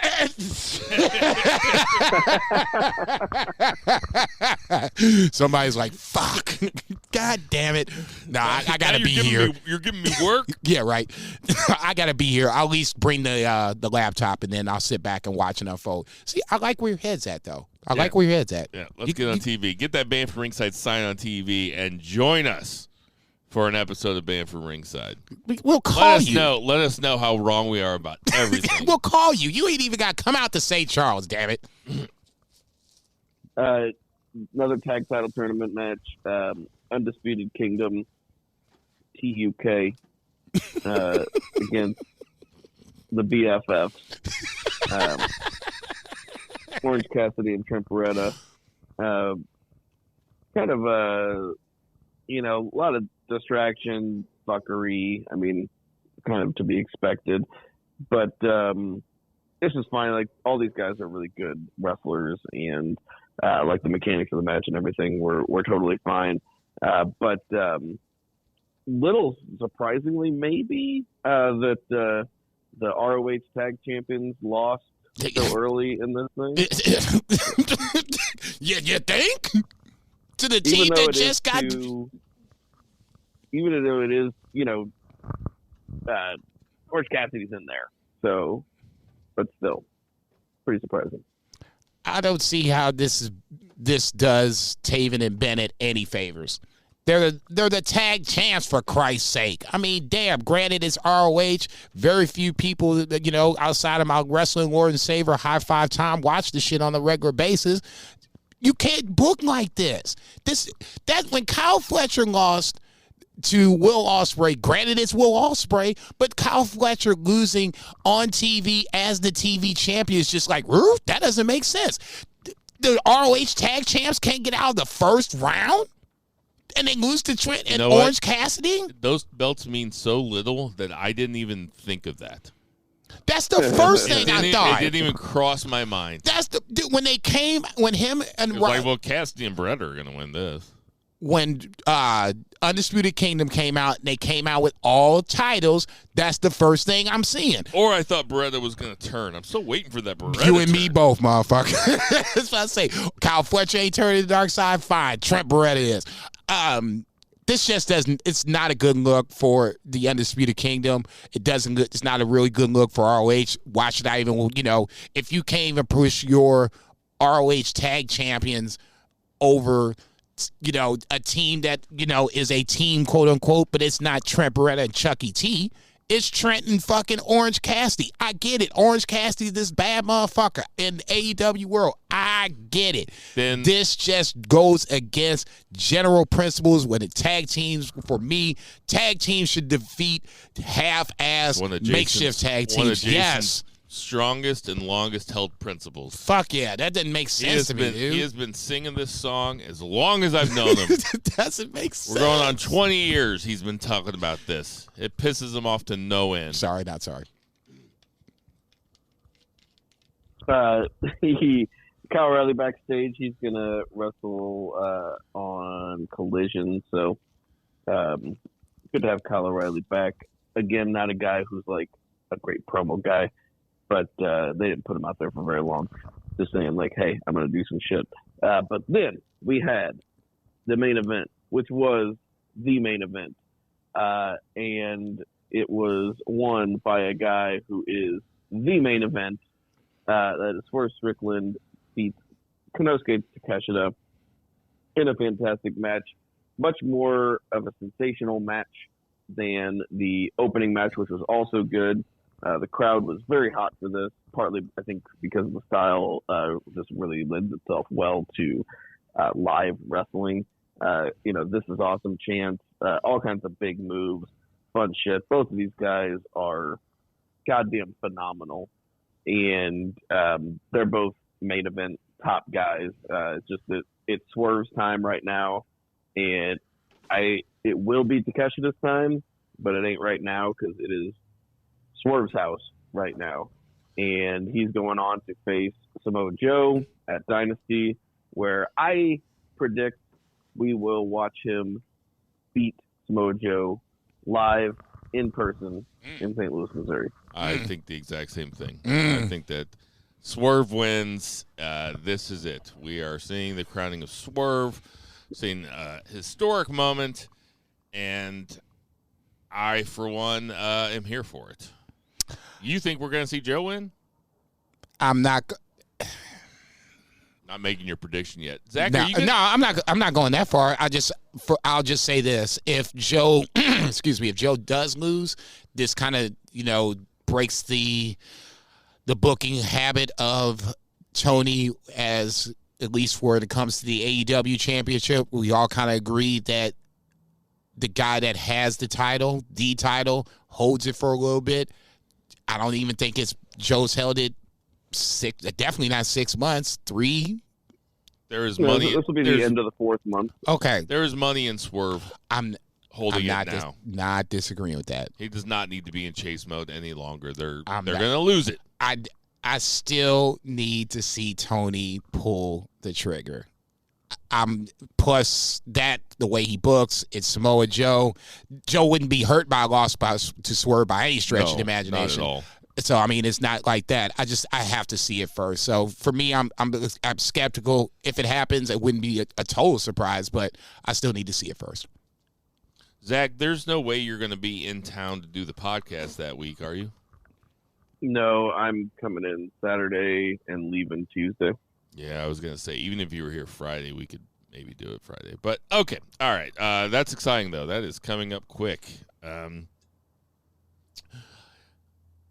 I'm pumped. I mean, I forgot about Okada Pac. No, I think that is a huge match. No, I think that's another match that you can sneak in. I don't even think you can use the word sneak in. Eddie Kingston doesn't get a rematch?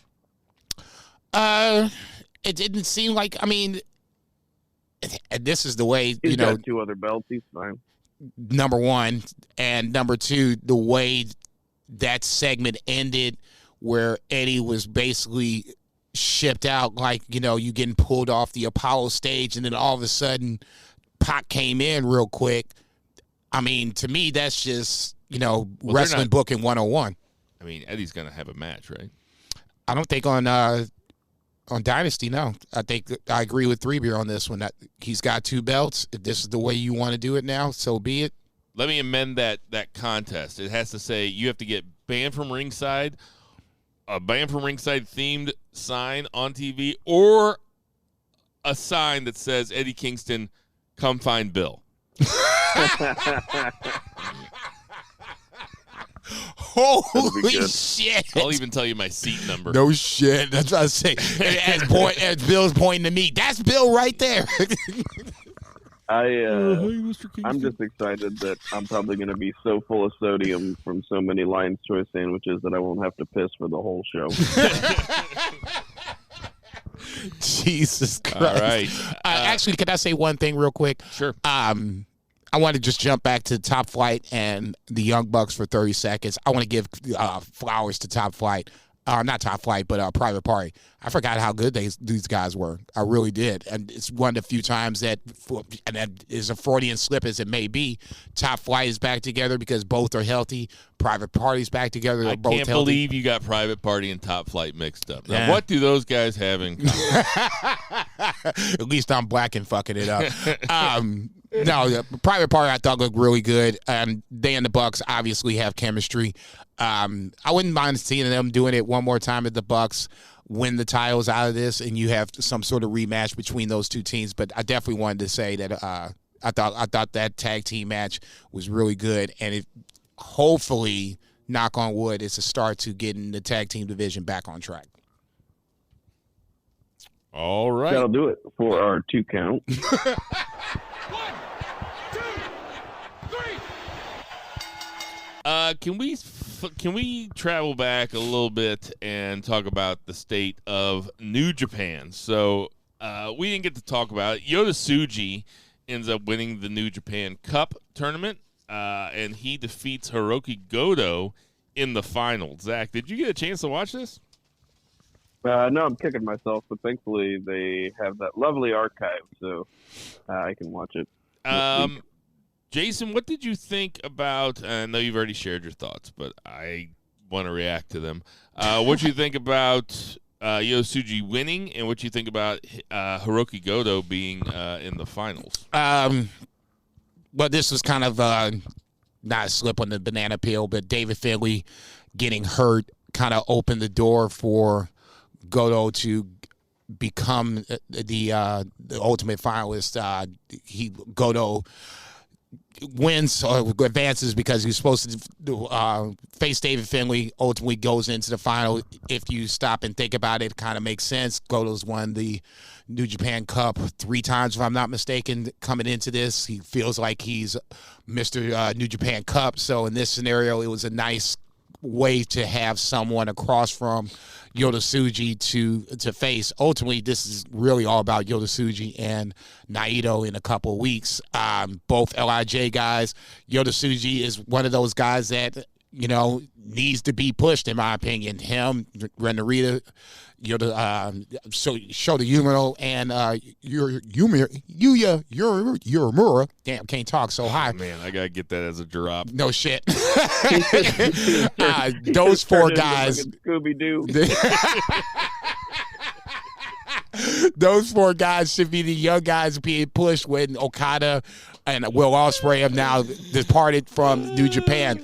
So ultimately, this does make sense. I'm not a huge surprise about it, but it was just weird how we got to this point. Getting past the quarterfinals was like the grind, and I'm not used to having New Japan being such a slog to get to a certain point. The semifinal matches I thought was good. The final match between Tsuji and Goto I thought was good. It was, like I said, it was a good way to put Yota Tsuji over. Ultimately, no problem with this.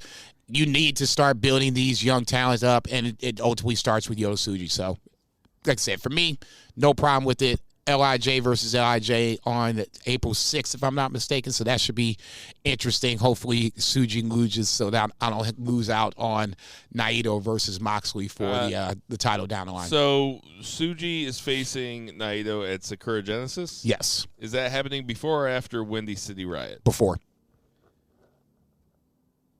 Yeah, it's interesting because Zach, is there any chance the wrinkle. Go ahead, Zach. I just like the wrinkle because Naito Moxley is a draw even without the title. Agreed. So, I know that it's pretty early in Naito's run, but I feel like what New Japan needs is some kind of something new. It's New Japan after all. Doesn't feel very new lately. So get one of these young guys. I feel like even Moxley winning it would be something, but I feel like they just put a bunch of belts on a bunch of gaijin. I don't think that's the play. I think Yota Tsuji winning would be pretty remarkable, really. Did they announce that the Naito Moxley match is for the belt? They have not, right? No, they don't do that. They're waiting to see what happens first, but ultimately, if it does play itself out, Zach, is there any chance that Yota Tsuji beats Naito?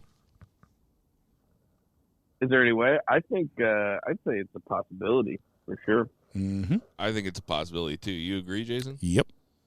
Totally can see it. I would be a big time fan of that. I would be definitely torn. Some other goings on in the New Japan Cup that I just have to get your thoughts about is the prevalence of House of Torture. They were all over this motherfucker. They really leaned into it. They took out Shingo. They took out Zack Sabre Jr. What you think about House of Torture being all over this bitch? Yeah, for sure. Jack Perry is the one that I was just like, I get it. It's to elicit a reaction and, mission accomplished. It was hard to see. And that's why I was saying that this felt like a slog at certain points where there's matches. Sabre Jr. lost. But I would say this. I was mad. For me, I was, okay, pleasantly relieved because you wouldn't have a Zack Sabre Jr. Naito match right away because I still think Naito would beat Zack Sabre Jr. Ultimately, I think ZSJ wins. And also, you're such a big House of Torture guy. Oh, yeah, I love them motherfuckers.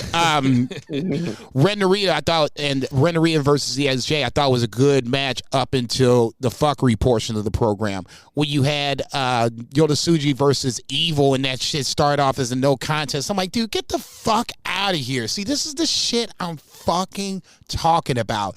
You can't even just have a fucking semifinal match without some bullshit starting beforehand, and then you got to restart the match. This is just that same as just paint by numbers, fuckery bullshit. Somebody comes out, here's the distraction, blah, blah, blah. Were you surprised when Goto went over Sonata? A little, just because Sonata... Man, Goto was a much better opponent for Yota Tsuji in the final. That was a fun match. I'm not disagreeing with that. And a part of that, Yota Tsuji. He's the wonderkin of New Japan right now. Got it. I was a little surprised Goto winning because Sonata was the last current champion, and Goto's never got. Yota Tsuji did have a title match against him. That's why I was kind of thinking they were going to run it back and then have Yota Tsuji go over, but ultimately it doesn't matter. Three Beer said it a while ago. The Sonata experiment, they tried it, it didn't work. Jack Perry versus Sonata, was fine. They tried it, and they kept trying it, and then they tried it some more. Okay, so ultimately, it's not a big surprise. Now it was just kind of like, Goto's old ass. That's why I was just like, oh, okay, shit. Damn, you kind of slid back a little bit. But, I mean, If Yota Tsuji does not beat Naito, let's say Naito goes over Tsuji. He better, goddamn. No, that's just bullshit. Is there a chance that Moxley takes it off him? Oh, yeah. I was about to say, this is who is more likely to be champion after Windy City Riot? Give me percentages. Yota Tsuji, Naito, or Moxley? I would say Moxley is the least likely, just for like what Three Beer was saying. Oh, I think Moxley's the most likely. I don't think so. I don't think New Japan wants to continuously give their, and I hate to say give their titles away, but give their titles to non-contracted. All the titles are given away. We covered this earlier. Yeah, right. I don't think they want to give it to non-contracted New Japan stars. And their biggest title, I definitely think they want to keep that in-house. I would say 25% for Moxley. And then just with that, like, 26. All their title holders are going to be Dean Ambrose, Dolph Ziggler, and Matt Riddle. Okay, that's kind of my point. I don't think they're going down that road. 25% for Moxley. It's going to look like 2006 TNA. 25.5 for Yota Tsuji. I think Naito eventually comes back home with the IWGP title. He'll beat I'm very curious to see how that Yota Tsuji match is going to look. Naito has not looked good, particularly good in his last couple title matches, and Yota Tsuji is one of the more athletic guys on this New Japan roster. So I'm very curious to see how that's going to look. I expect Naito to get booked to win that, and then him beating Moxley in Chicago, I guess, the week after. What is coming up next? Is it Sakura Genesis? When is it? When is Windy City Riot? It's in April. Wait, it's the 12th of April, so that's a Friday night.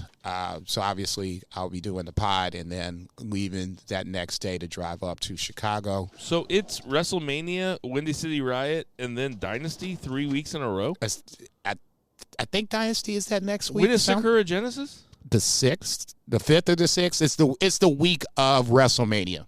So it's next week. That's Thursday. It's that Thursday. So it's next Thursday. Sakura Genesis. Then we have SmackDown that Friday night. WrestleMania, Stand and Deliver. So will Sakura Genesis have happened by next podcast? Yes. It will be in the morning. Holy shit.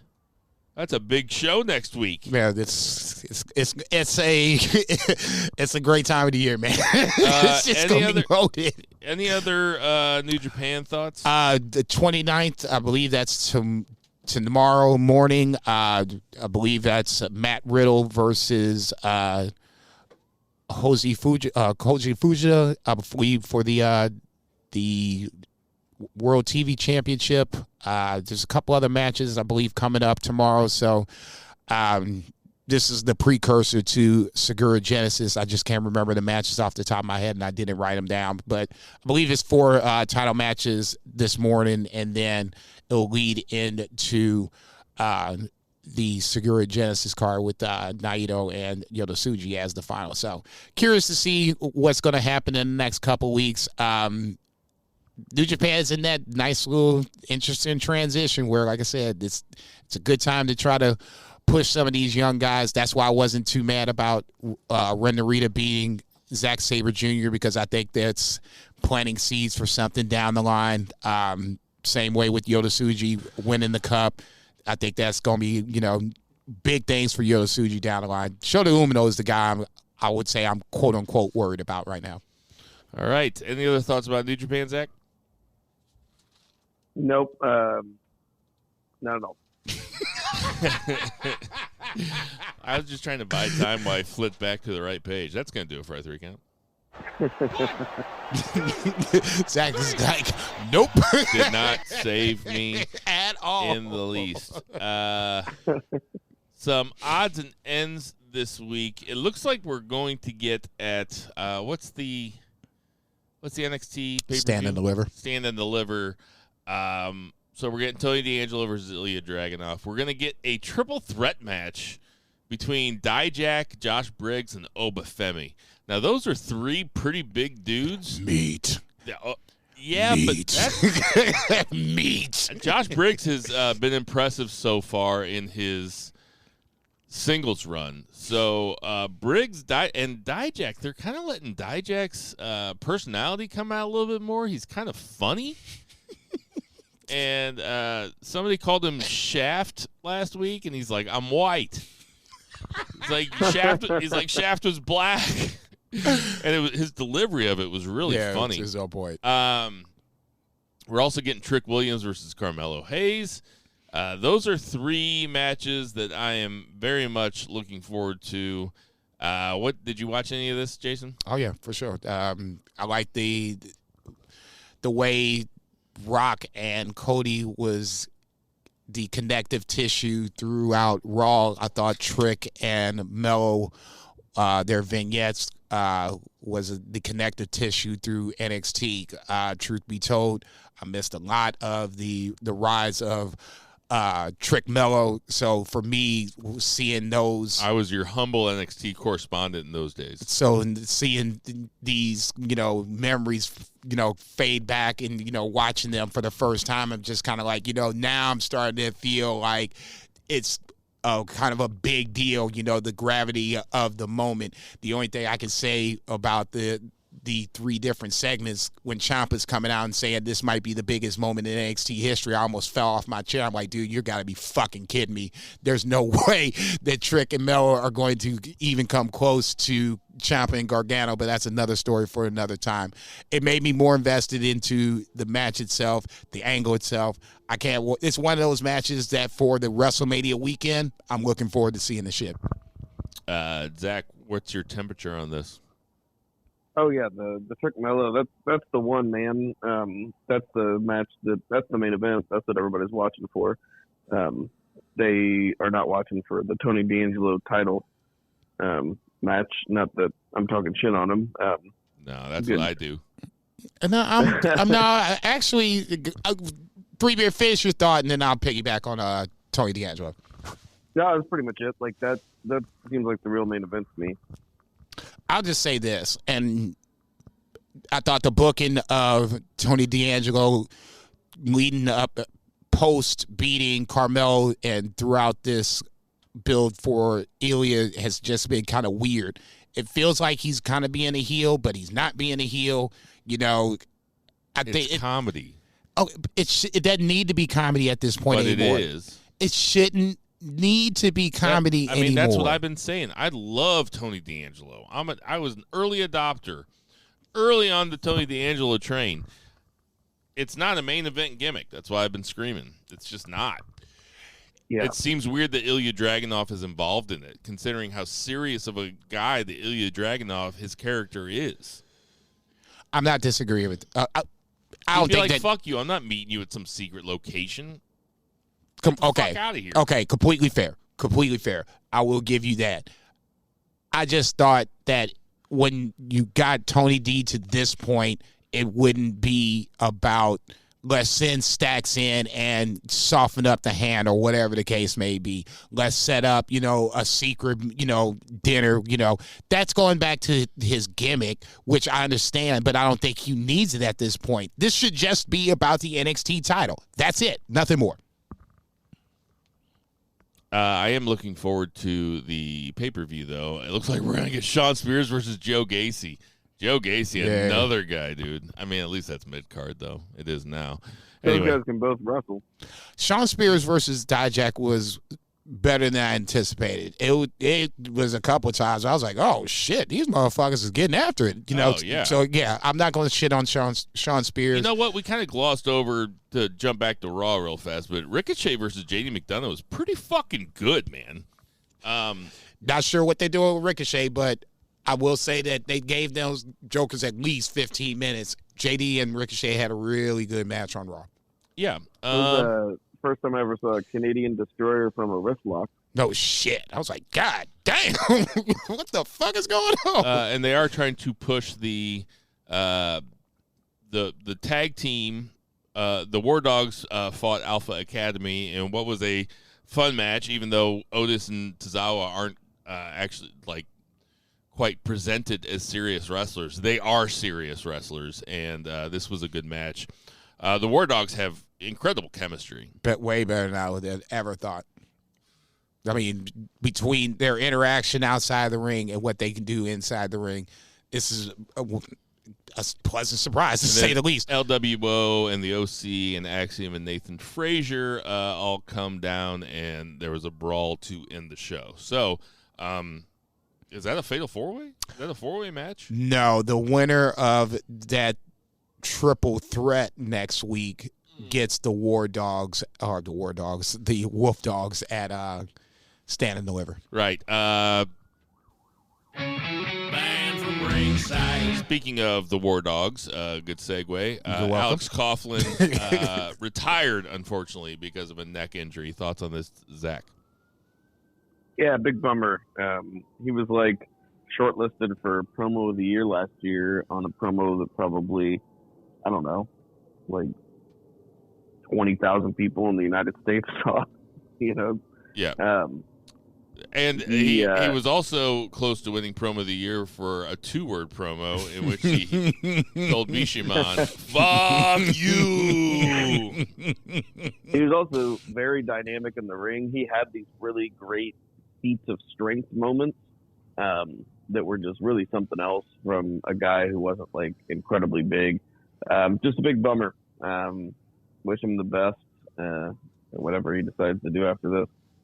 Yeah, he's the type of guy that I would like to see stay in wrestling somehow because he had big personality. And you can tell he just gets it. I mean, like he put like whenever he put his, he didn't announce his retirement. I think it got leaked, and then I saw his social media post. He's like, "Yeah, that's right, I'm retired." He's like, "So fuck off." He's like, "Well, actually, don't fuck off." He's like, "I've got some merch left. I need you to buy." He's like, true carny. So. That's great. Alex Coughlin was one of the guys that through the pandemic, I mean, literally through the pandemic, when New Japan Strong was one of the few shows that we could watch on a fairly regular basis. Alex Coughlin was, one of the guys that caught my eye. Was a young lion over in New Japan, then came over to the States and kind of caught my eye here. He, pound for pound, one of the strongest guys that, you could probably see in the ring. It was, he wasn't a big guy, but I mean, he could, lift guys up fairly easily with his strength. So in that scenario, something like that caught my eye. You brought up Bishamon, the fuck you Bishamon. That's always one of my favorites. So yeah, I liked Alex Coughlin. I thought him and Gabe Kidd could have been a really good tag team if they stayed together. But unfortunately, that's not the case. Him, Rich Holland, I forgot about his ass. I wasn't sure if that was a work or a shoot on NXT or not, but that was a work. I'm assuming so. I'm like, damn, he sold it. Okay, I was about to say, you sold it pretty well, because I'm sitting there like, this motherfucker shooting or what? But yeah. Either way, kudos to Alex Coughlin. I hate to see it end this way, because I thought he had a bright future ahead of him, just because, like I said, he didn't look like much, but I mean, he pound for pound one of the strongest guys in wrestling. Ridge Holland. More broken necks than singles titles. Baby, you ain't shit. God damn. I think that was a work. I think he's coming back. It was a really good promo, actually. It was good enough to where it had me wondering what the fuck was going on. That's going to do it for odds and ends. Man from Ringside. So we got some birthdays this week. So Kurt Hennig, R.I.P., would have been 66. Umaga, so when it was Donald Trump versus Vince McMahon and that hair versus hair, that was Bobby Lashley for Trump. Bobby Lashley was for Trump, and Umaga was for Vince McMahon? Yeah. Because I noticed when I saw this written out that Umaga is spelled U-MAGA.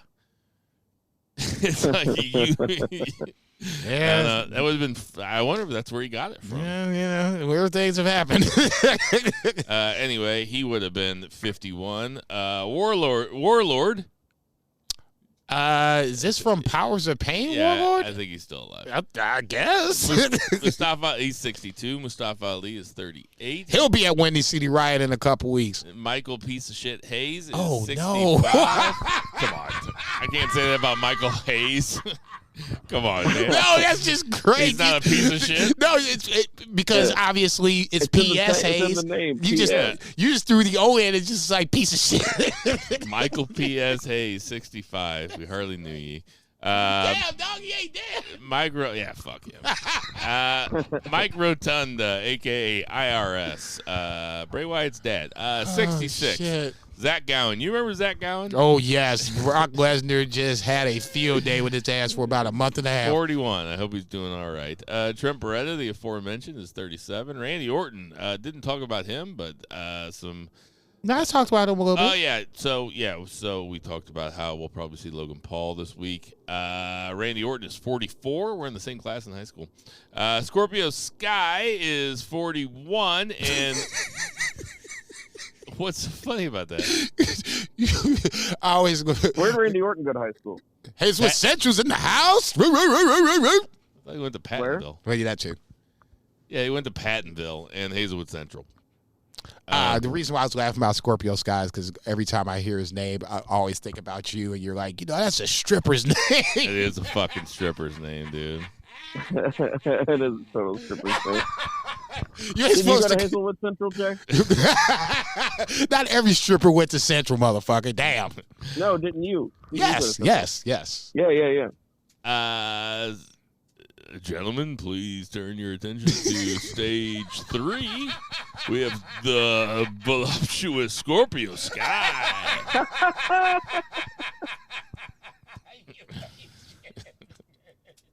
And back up off that man, dog. Say, let him live. Lance Storm, if I can be serious for a minute, Right. Is 55 this week.